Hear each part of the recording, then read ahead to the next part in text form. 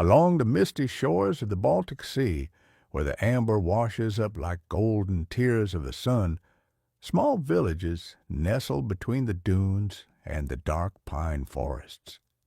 Here, the people live in harmony with the rhythms of the water and the land. The air smells of salt and wood smoke, of drying fish, and an earthy scent of freshly turned soil. This is a world of quiet labor, of hands shaping wood and clay, of nets woven with care, and of bread baked in warm, crackling ovens. The days pass with the tides, the seasons marked not by kings or battles, but by the harvest of the sea and the turning of the soil. Let us step gently into one of these villages, where the houses stand low and sturdy, their thatched roofs sloping like the wings of resting gulls. The walls are built of timber lashed together with willow withes, the gaps filled with clay and moss to keep out the wind. Smoke curls lazily from a hole in the roof, carrying the scent of burning birchwood into the crisp morning air. The village is small, perhaps no more than a dozen homes clustered together, their doors facing inward for warmth and safety. Around them, wooden fences enclose small plots where goats and sheep graze, their bells chiming softly as they move. Beyond, the fields stretch in patches of green and gold, where barley and rye sway in the wind. But the true life of the village lies by the water. The fishermen rise before dawn, their boats, hollowed out oak trunks or planks stitched together with roots and tar, waiting on the pebbled shore. The nets, woven from flax or hemp, are heavy with the memory of yesterday's catch, now drying on wooden racks in the sun. Inside the houses, the women stir the embers of last night's fire, adding kindling to wake the flames anew. A clay pot sits at the edge of the hearth, filled with a thick porridge of barley and wild herbs. Nearby, a round loaf of dark rye bread cools on a wooden board, its crust crackling as it settles. The day begins slowly, as all days do here. There is no rush, only the steady, familiar work that has shaped generations. A man sits outside his home, carving a new fish hook from deer antler, his knife moving in smooth, practiced strokes. A woman spins wool by the doorway, the spindle twisting between her fingers like a falling leaf. And always, always there is the sea, the whisper of waves, the cry of gulls, the distant splash of a fish breaking the surface. The people here know its moods, its gifts, its dangers. They do not seek to conquer it, only to live beside it, to take what it offers with gratitude and care. As the first light of dawn spills over the Baltic Sea, the fishermen are already at work. The night's chill still lingers in the air, but their hands move with practiced ease, checking nets, coiling ropes, and pushing their boats into the shallows. The water is calm today, a good day for fishing. Their boats, sturdy and broad, are built for these waters. Some are monoxylons, dug-out canoes carved from a single oak trunk, smoothed and shaped by fire and adze. Others are clinker-built, their overlapping planks fastened with iron nails or flexible spruce roots, sealed with tar to keep the sea at bay. Each vessel is a testament to generations of knowledge, of understanding how the sea moves, how the wood bends, how to stay afloat in waters that can turn fierce without warning. The nets are the fishermen's most precious tools. Woven from twisted flax or hemp, their mesh is just wide enough to let the small fish slip free while trapping the larger ones, cod, herring, pike, and sometimes salmon, if fortune favors them. The nets are weighted with stones and buoyed by cork or inflated bladders, spreading like great underwater curtains beneath the waves. Some fishermen prefer traps instead, wicker baskets or wooden weirs staked into the shallows, where fish swim in but cannot find their way out. Others still use hand lines, hooks carved from bone or antler, baited with scraps of meat or glistening strips of fish. Patience is their greatest skill. They know the sea does not give its bounty quickly. By mid-morning, the boats return, their hulls low in the water with the weight of the catch. The women and children wade out to help drag the nets ashore, their hands moving swiftly to untangle flapping silver scales from the knotted fibers. The fish are sorted, some to be eaten fresh, others to be cleaned and laid on wooden racks to dry in the sun and wind. In the smokehouse, a slow fire smolders, its fuel of alder and juniper giving the fish a rich, earthy flavor. The smoke curls around the hanging fillets, preserving them for the long winter months when the sea freezes and the fishing boats stay grounded on the shore. Back in the village, the fishermen mend their nets, their fingers weaving the fibers in patterns passed down from father to son. A broken hook is reshaped, a frayed rope is spliced, a cracked oar is bound with strips of wet leather that will tighten as it dries. There is no waste here. Every scrap of wood, every strand of rope, every bone and shell has its purpose. As the sun begins to sink, the fishermen gather by the shore once more, not to work, but to watch the water. They speak little, their faces turned toward the horizon, reading the waves, the wind, the flight of the gulls. Tomorrow they will go out again, as they always have, as they always will. Beyond the fishing nets and smokehouses, where the land rises gently from the shore, the fields unfold in patches of gold and green. Here the villagers grow their rye and barley, stalks swaying in the wind like a whispering sea of their own. The soil is not rich, nor the harvests plentiful, but the grain is life itself. It will become the dark, dense bread that fills their bellies through the long winters, the porridge that simmers over morning fires, the offering left for the spirits of the land. The work begins in late summer, when the grain stands tall and heavy. Men and women move together through the fields, their sickles flashing in the sun. They cut the stalks in handfuls, leaving the stubble behind to feed the goats and sheep. The grain is bound into sheaves, tied with straw or willow twine, then carried to drying racks, raised platforms where the wind can chase away the last moisture before threshing begins. Once dried, the grain is spread on a clean patch of hard-packed earth, and the flails come out, long wooden sticks hinged with leather, swung in steady, patient beats. Thump, thump, thump. The husks crack open, releasing the precious kernels inside.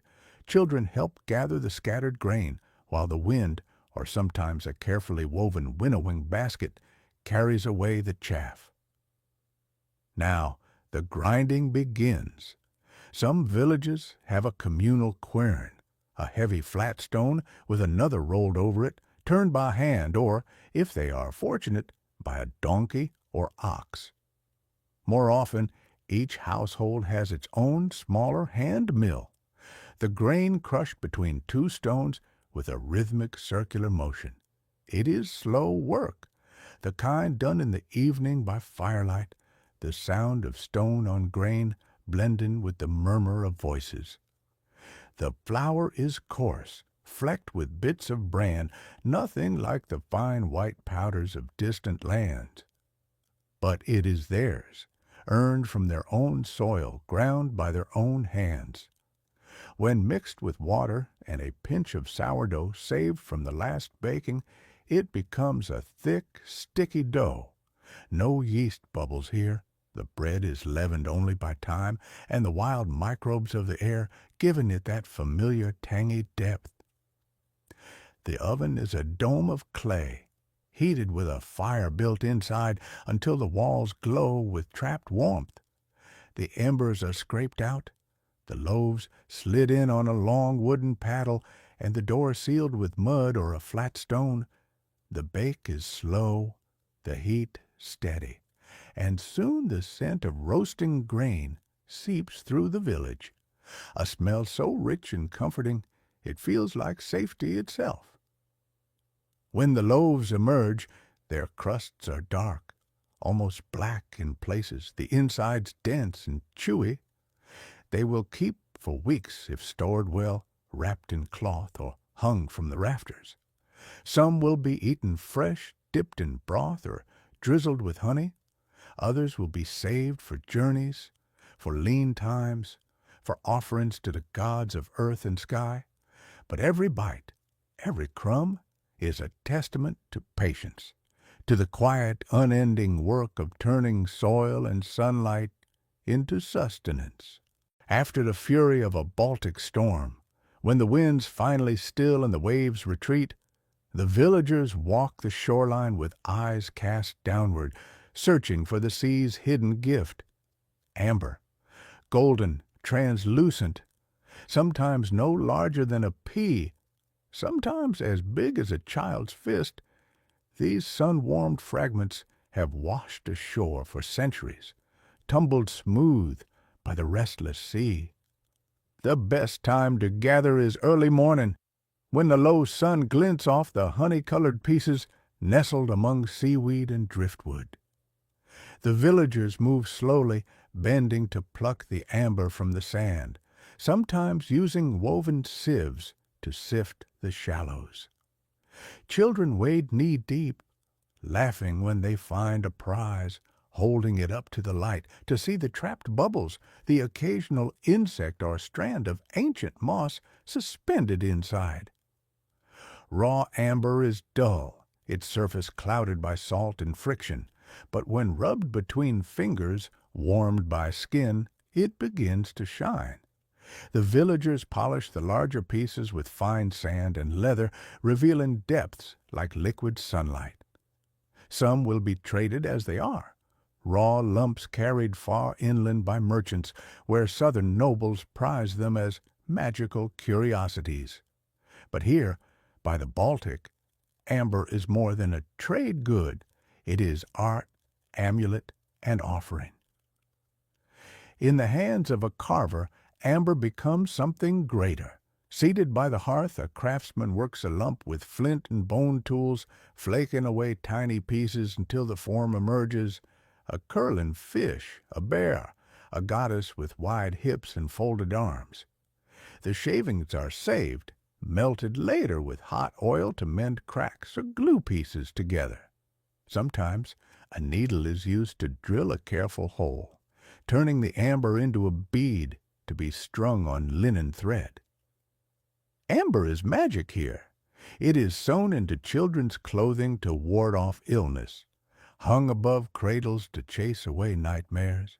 Brides wear it at their throats. Warriors carry it in pouches for luck in battle. And when the dead are laid to rest, amber follows them, beads around their necks, small animals clasped in their hands, as if to light their way into the dark. Not all amber leaves the village. Some pieces are kept as heirlooms, passed from mother to daughter, father to son. They grow smoother with each generation, their edges softened by time and touch, their stories woven into the family's lore. To hold one is to feel the weight of centuries, the sea's endless giving, the hands that carved and cherished it, the quiet certainty that long after today's gatherers are gone, the waves will still be rolling golden treasure on to the shore. As evening falls over the fishing village, the houses grow brighter from within, their small, high windows glowing orange with hearth fire. The air outside carries the scent of wood smoke and damp earth, but inside the space is close and warm, thick with the smells of wool, bread, and simmering broth. The houses are low and sturdy, their walls built of horizontal logs, the gaps stuffed with moss and clay to keep out the Baltic winds. The roofs, thatched with reeds from the marshes, slope gently like the backs of sleeping animals. Inside, the floor is packed earth, swept smooth and covered in places with woven rushes or sheepskins. Along the walls, wooden platforms heaped with fur service beds, while shelves hold clay pots, wooden bowls, and precious bundles wrapped in linen. The heart of the home is the hearth, a stone-lined pit in the center of the room, its smoke rising through a hole in the roof. Around it, the family gathers in the evenings. A woman cards wool with a pair of spiky teasels, her fingers pulling the fibers apart in slow, even strokes. An old man whittles a spoon from a piece of maple, the shavings curling into his lap. Children doze under fur blankets, their faces flushed from the fire's warmth. Near the hearth, a clay pot burbles with the evening meal, a stew of barley, dried fish, and wild greens gathered from the forest's edge. Earlier, a flat stone beside the fire was heated to bake thin oat cakes, which now lean in a stack against a wooden platter. The smells mingle: smoke, yeast, the earthy tang of fermented fish sauce drizzled over the stew. The light is dim but comforting. A soapstone lamp glows on a shelf, its wick of twisted flax floating in fish oil. Shadows dance along the walls, elongated shapes of drying herbs, fishing nets folded for mending, a pair of snowshoes waiting for winter. In one corner, a loom stands silent, its half-finished cloth a promise of future warmth. One by one, the family prepares for sleep. The fire is banked with ashes to keep embers alive till dawn. A last sip of mint tea is taken from a carved wooden cup.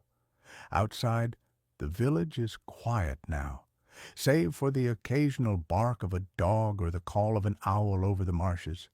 Inside, under the weight of furs and woven blankets, the villagers drift into dreams, their breath slow and even, their bodies resting for another day of wind, water, and work.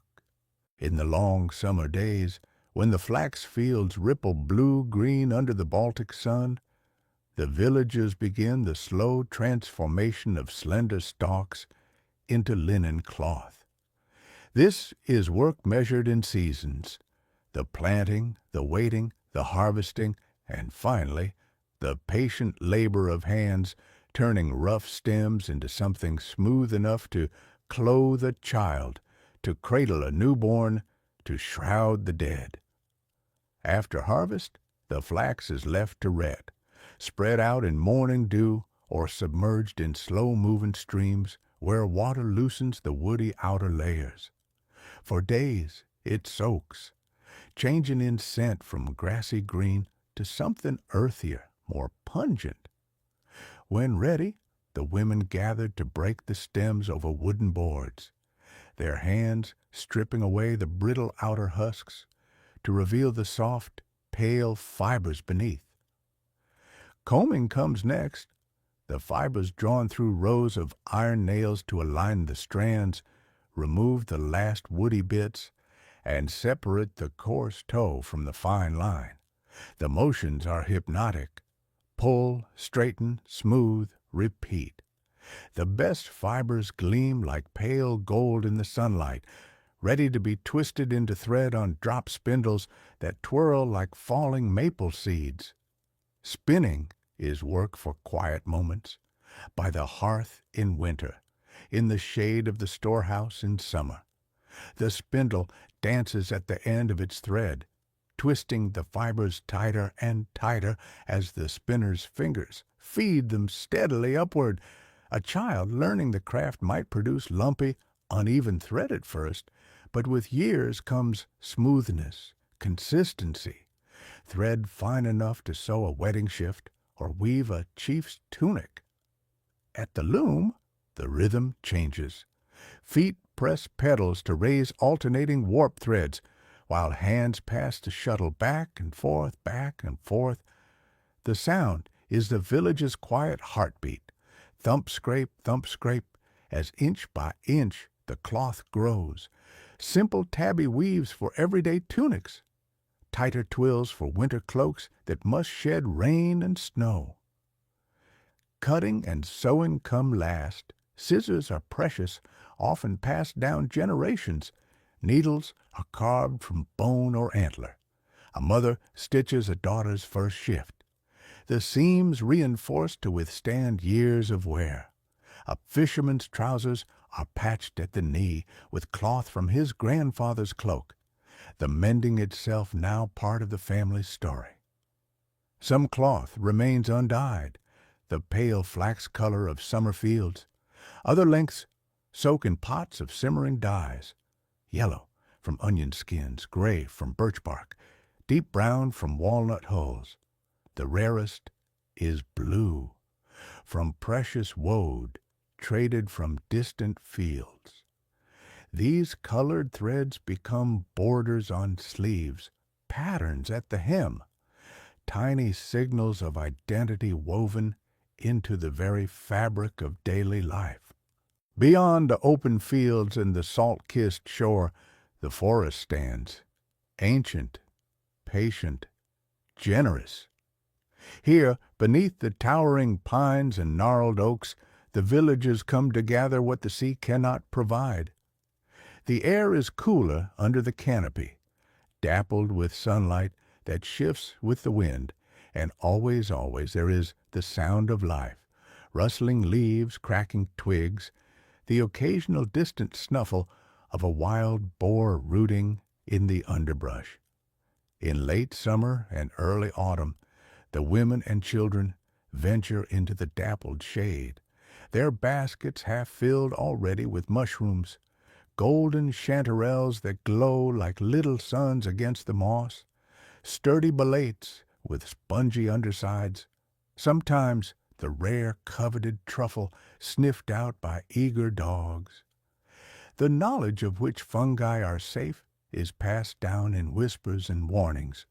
This one lifts the pain of childbirth, that one brings visions, but those, never those. They bring only sleep from which none wake. Berry bushes thrive where the trees thin. Bilberries staining fingers blue-black, tart lingonberries that will be pressed under stones to release their ruby juice, sweet wild strawberries no bigger than a thumbnail, but fragrant as honey. The children are tasked with shaking the low-hanging hazel branches, catching the nuts in outspread cloaks before the squirrels steal them all away. Deeper in the forest, where the light grows dim and the air smells of damp earth and decaying leaves, the hunters move silently. Their bows are strung with deer sinew, their arrows fletched with goose feathers. Some set snares of woven horsehair for hares. Others wait motionless near animal trails, breathing slow, becoming just another shadow among the trees. When a tree must be felled, always with a prayer of thanks, always with the promise that its spirit will live on in the things it becomes, the work is slow and deliberate. A broadaxe shapes the trunk into planks that will dry for a year before becoming a boat's hull. Smaller branches are carved into tool handles, spoons, the ribs of fish traps. Even the bark has its uses, woven into baskets, boiled for medicine, or layered into roofing. By the woodpile outside the village, a man works on a half-finished bowl, his adze biting into the linden wood in smooth, practiced strokes. Nearby, A boy rubs a lump of beeswax into the curve of a new bow, the heat of his hand softening the wax until the wood drinks it in. The scent is warm and earthy, nothing like the sharp tang of the sea, but just as much a part of this place. The forest gives, but never carelessly. Its gifts must be understood, respected, never taken in greed. A fallen branch may be gathered freely, but a living tree is only cut when truly needed. Mushrooms are pinched at the stem so the roots remain. Berry bushes are never stripped bare, and always, always there are offerings left behind. A handful of grain, a scrap of cloth, a drizzle of mead poured onto the roots of the oldest oak. The villagers do not count the years as kings and scribes do, with carved runes or inked numerals on parchment. Here, time moves differently, measured by the silver flash of herring returning to the bay, by the first frost that silvers the thatch at dawn, by the height of the midday sun over the sacred oak. Each season has its rites, its quiet markers, its way of turning the wheel forward. At harvest time, when the last sheaf of rye is cut, the women twist its straw into a small, rough figure, the spirit of the grain, caught and preserved so it may return next spring. It hangs near the hearth all winter, watching over the household until it is plowed back into the earth with the first sowing. The children make smaller versions, tied with red thread and tucked into the edges of fields as charms against blight. When the days shrink to their shortest, and the sun seems too weary to climb high in the sky, the villagers carve faces into turnips and beets, grotesque smiles, solemn stares, and place a single candle inside. These glowing guardians are set on doorsteps and fences to keep the longest night at bay. Indoors, the family gathers to share a meal of stored apples, smoked fish, and a special loaf shaped like the sun, its crust scored with radiating lines. Spring returns with the sound of ice breaking on the river, with the first tender shoots of garlic pushing through the wet earth.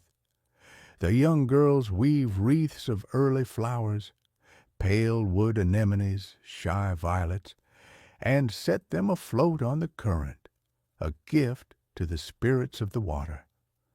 The older women watch the patterns of the petals as they drift, divining whether the year will bring good fishing, healthy births, or the need for extra stores.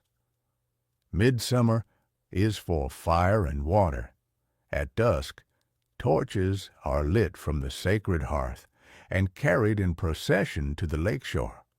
Offerings are made, a clay cup of honey, a perfect round loaf, a handful of amber beads, lowered into the depths where the spirits are said to dwell. Later, when the bonfire burns low, the young leap over the embers for luck, their shadows stretching long across the trampled grass. None of these rituals are written down. They live in the hands that shape the straw figures, in the voices that sing the old songs just slightly differently than their grandparents did, in the way the village collectively remembers which star rises when the first herring run begins. It is a knowledge worn smooth by generations, like a stone in the riverbed, still holding its shape, but softer now, more at peace with the current. Every few moons, when the roads are dry and the rivers calm, strangers appear at the edge of the village, travelers with dust on their cloaks and news from faraway places. The merchants' carts are heavy with goods, their oxen slow-moving and patient, their arrival stirring the quiet rhythm of fishing and fieldwork into something briefly new. The traders unfold their wares with practiced hands. There are blocks of salt, pale as winter ice, packed in woven reed baskets to keep them dry. There are iron knives, their blades darker and sharper than the local flint, wrapped in wool to prevent rust. From the south come glass beads, cobalt, emerald, ruby, strung on linen threads that catch the light like drops of rain in the sun. In exchange, the villagers offer their own treasures, bundles of otter pelts, soft and water-shedding, blocks of beeswax, fragrant and golden, and always, always amber, raw lumps for the traders to polish elsewhere, or finely carved beads shaped into owls and fish. The haggling is slow, polite. A bronze brooch might be worth 2 measures of salt. A string of amber beads could buy an iron axe head if the trader is in a generous mood. The children linger at the edges wide-eyed.